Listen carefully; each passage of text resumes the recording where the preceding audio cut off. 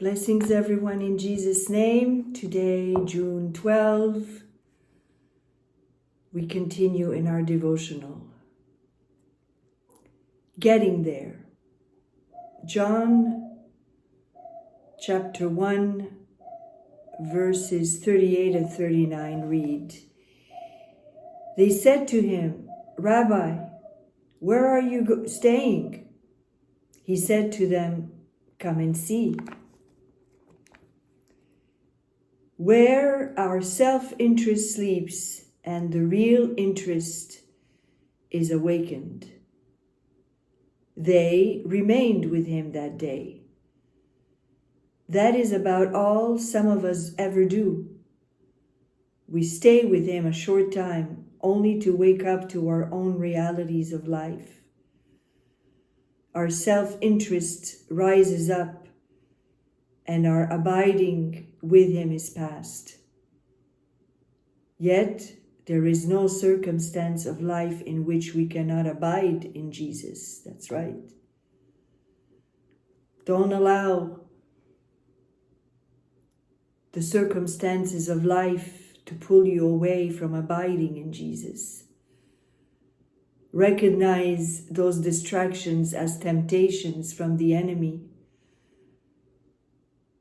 to separate you from being abided in Jesus. I've experienced this in my life as well, when I am solicited in many ways, I'm pulled in many directions, and it's like I put on the brakes. I don't want to go in 10 different directions. I don't want to be overwhelmed or stressed by what the world is asking of me. No, I want to remain attached to the tree. I want to abide in Jesus all the time,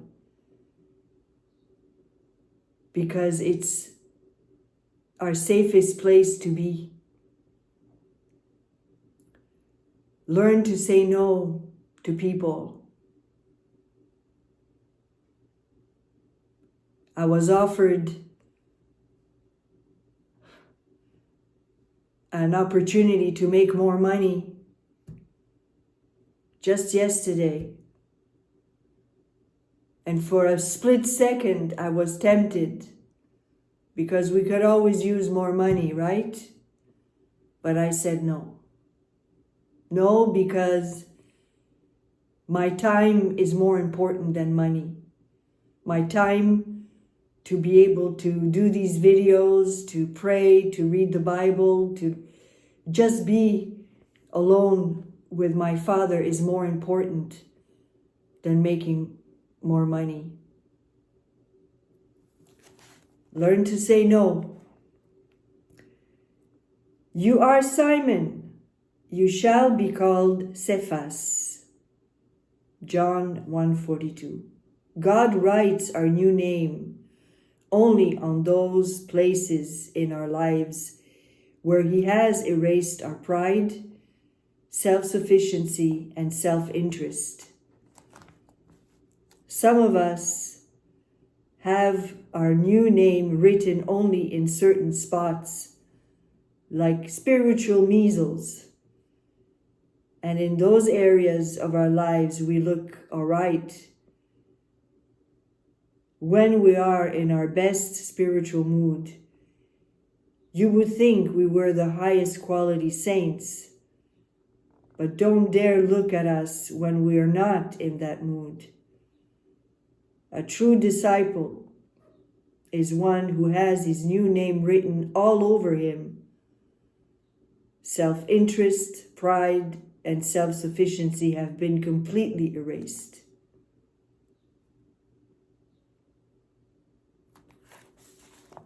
Self-interest, pride, and self-sufficiency have been completely erased.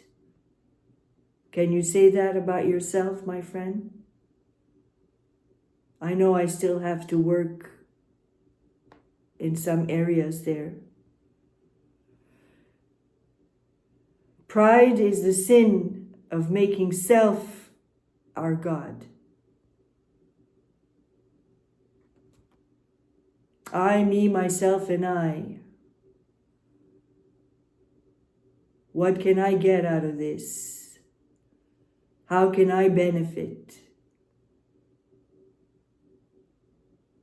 Instead of saying, how can I be of help for that person in that situation? How can I contribute to improve this place?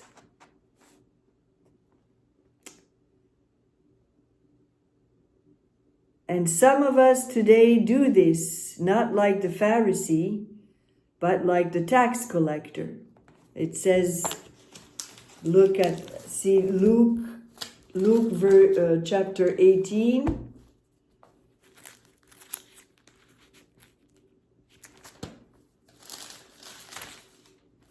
Luke 18, we're getting there. Verses 9 to 14. The title is The Pharisee and the Publican.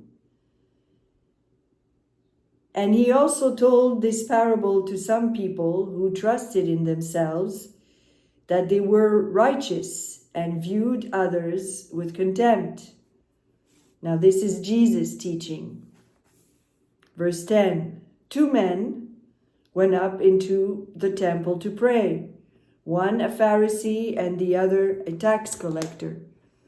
The Pharisee stood and was praying this to himself. God, I thank you that I'm not like other people, swindlers, unjust, adulterers, or even like this tax collector. I fast twice a week. I pay tithes of all that I get. But the tax collector, standing some distance away, was even unwilling to lift up his eyes to heaven, but was beating his breast, saying, God, be merciful to me, the sinner. Verse 14, I tell you, this man went to his house justified rather than the other. For everyone who exalts himself will be humbled, but he who humbles himself will be exalted. Which one do you want to be?